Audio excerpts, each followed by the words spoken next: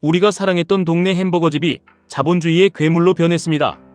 두툼한 패티로 우리를 위로하던 맘스터치는 이제 우리 주머니를 털어가는 돈 귀신의 손길이 되었습니다. 자본은 자비가 없습니다. 피도 눈물도 없이 오직 이윤만을 쫓습니다. 사모펀드가 맘스터치를 집어삼키고 영혼까지 탈탈 털어버린 이 섬뜩한 과정은 사실 우리에게 아주 중요한 투자 공식을 알려줍니다. 우량한 자산을 싸게 사서 타인의 돈으로 레버리지를 극대화하고 뼛속까지 이익을 뽑아내는 승자들의 생존 공식입니다. 오늘 우리는 이 잔혹한 햄버거 이야기에서 시작해 세계 최고의 자본 증식 기계인 QQQ, 그리고 그 폭발력을 배가시키는 QLD TQQQ의 세계로 들어갈 것입니다. 1990년대에 대한민국에 패스트푸드 열풍이 불던 시절, 한국 햄버거 시장은 거대한 두 공룡이 지배하고 있었습니다. 이때 겁없이 도전장을 내민 곳이 바로 파파이스를 들여왔던 해마로였습니다. 미국 본사에 바치는 로열티가 아까워 자신들만의 브랜드를 만든 것이 1997년 맘스터치의 시작이었습니다. 초창기에는 파파이스의 복제품에 불과했습니다. 하지만 이들은 임대료 비싼 메인 상권을 버리고 철저하게 동네 뒷골목 2층을 파고들었습니다. 배달과 포장에 집중한 극한의 저비용 고효율 전략이었습니다. 하지만 독립의 길은 가시밭길이었습니다. 적자는 눈덩이처럼 불어나고 회사는 고사 직전까지 몰렸습니다. 이때 정현식 회장이 자신의 전 재산을 걸고 회사를 인수합니다. 현금 한 푼 없이 회사가 안고 있던 빚 3억 원을 몽땅 떠안는 조건이었습니다. 빚을 내서 적자 기업을 인수한 그야말로 인생을 건 레버리지 베팅이었습니다. 무려 7년이라는 피말리는 정체기를 거쳐 2013년 마침내 싸이버거가 폭발적인 입소문을 탑니다. 남들이 원가를 줄이려고 패티를 얇게 깎을 때 이들은 주문 즉시 생고기를 튀겨 입이 찢어질 듯한 햄버거를 만들었습니다. 주머니가 가벼운 학생들은 환호했고 매출은 3년 만에 4배, 영업이익은 10배가 뛰며 2016년 코스닥 상장이라는 신화를 씁니다. 다윗이 골리앗을 이긴 아름다운 동화는 여기까지였습니다. 넘쳐나는 현금을 주체하지 못하고 피자, 사업 등에 무리하게 손을 대다 처참하게 실패합니다. 캐시카우인 버거 사업마저 흔들리자 정 회장은 회사를 가장 비싸게 쳐줄 때 팔고 떠나는 결단을 내립니다. 2019년 사모펀드 KL 엠파트너스의 지분을 1973억 원에 넘깁니다. 빚 3억으로 시작해 2천억 가까운 현금을 거머쥔 자본주의의 대승리였습니다. 하지만 소비자와 가맹점주에게는 지옥의 시작이었습니다. 사모펀드는 회사를 100년 기업으로 키우는 곳이 아닙니다. 뼈를 깎고 살을 붙여 제일 비싼 값에 팔아치우는 무시무시한 기업 사냥꾼입니다. 경영진은 효율성 전문가들로 교체되었고 매장 안의 공기는 차가운 숫자의 논리로 얼어붙었습니다. 이들은 1조 원이라는 경이로운 매각가를 달성하기 위해 맘스터치의 영혼을 도려내기 시작했습니다. 129개의 메뉴 중 51개를 단칼에 날려버렸습니다. 재고 관리 비용을 줄이기 위한 철저한 엑셀 계산이었습니다. 그리고 맘스터치의 심장인 싸이버거 단품 가격을 기습적으로 12% 올렸고 세트 메뉴의 가격 공식마저 소비자에게 불리하게 뜯어고쳤습니다. 원가 절감 지시가 내려오자 소스 양은 줄고 두툼했던 패티는 홀쭉해졌습니다. 맘스터치가 계모의 손길로 변했다는 조롱이 쏟아졌습니다. 이뿐만이 아닙니다. 1조 원짜리 종합 외식 기업이라는 포장지를 만들기 위해 피자 사업을 다시 벌였고 박산의 피클도 콜라도 없이 피자 한 조각에 핫소스 하나만 덩그러니 던져주는 기막힌 원가 절감을 자행했습니다. 단 10원의 원가까지 쥐어짜는 사모펀드의 지독한 짠돌이 본성이었습니다. 가장 소름 돋는 사건은 2022년에 벌어집니다. 돈을 쓸어 담던 코스닥 우량주 맘스터치가 돌연자진 상장 폐지를 선언합니다. 보통의 기업들은 상장을 유지하려고 피를 말리는데 왜 이들은 스스로 밀실로 들어갔을까요? 원가는 얼마이고 마진은 얼마인지 온 세상에 까발려지는 공시제도가 사모펀드에게는 족쇄였기 때문입니다. 본사가 수백억의 이익을 남기는 것을 점주들이 뻔히 보는데 재료값을 올리기가 쉽지 않았습니다. 점주들이 뭉치려 하자 가맹계약 해지라는 초강수로 입을 틀어막았습니다. 주주들의 간섭을 없애고 점주들의 눈을 가리기 위해 회사를 철저한 블랙박스로 만든 것입니다.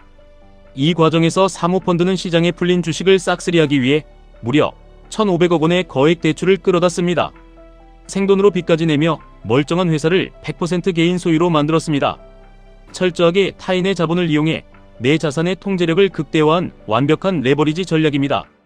그리고 이들은 유상감자와 현금 배당이라는 합법적인 수단으로 무려 8,700억 원의 현금을 자신들의 주머니로 빼갔습니다. 이미 투자 원금의 3배 가까운 돈을 회수했습니다.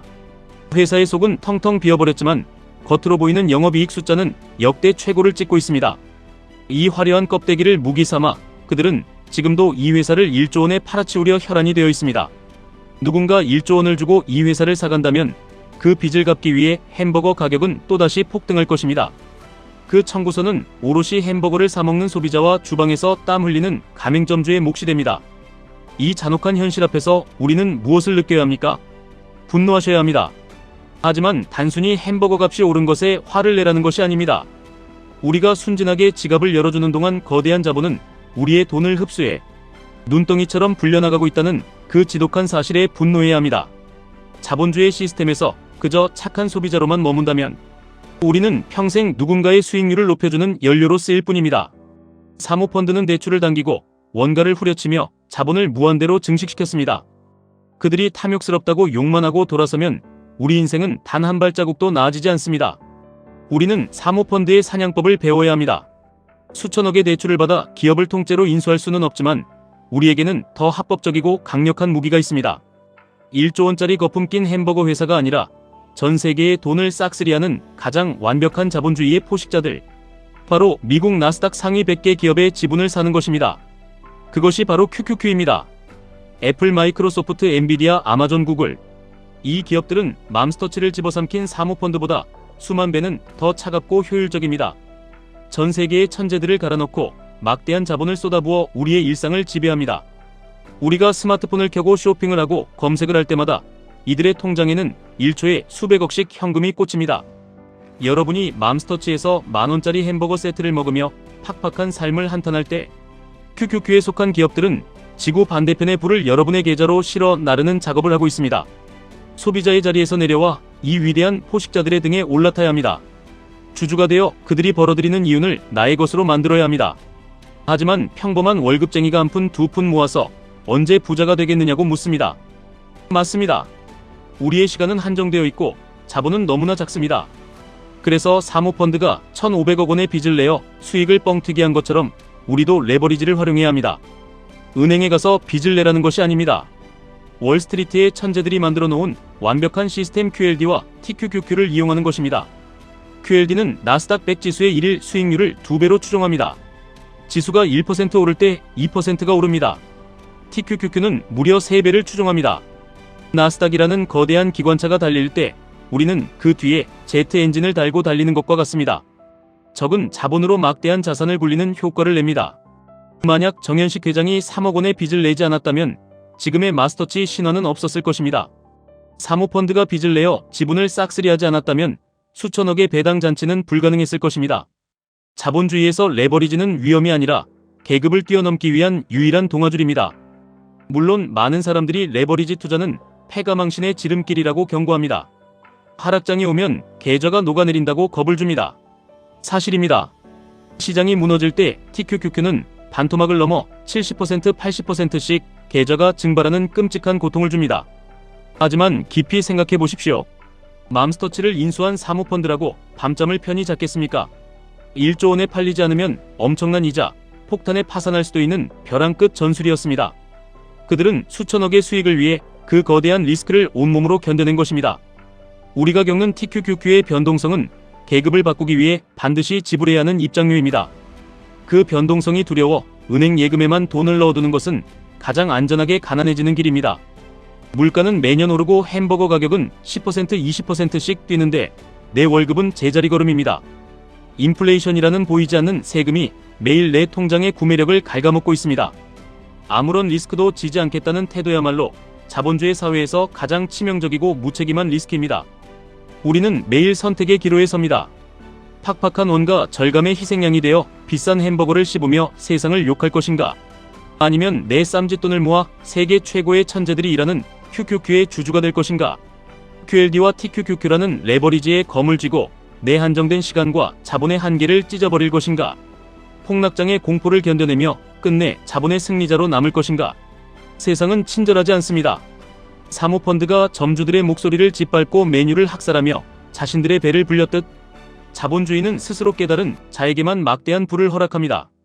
이제 소비자의 껍질을 깨고 나오십시오. 두려움을 넘어서 레버리지에 올라타십시오. 위대한 기업들의 성장에 당신의 인생을 베팅하십시오. 흔들리는 계좌를 보며 짓는 오늘의 한숨이 내일 당신을 경제적 자유로 이끄는 가장 거룩한 훈장이 될 것입니다. 지금까지 1분 투자 하이젠버그였습니다.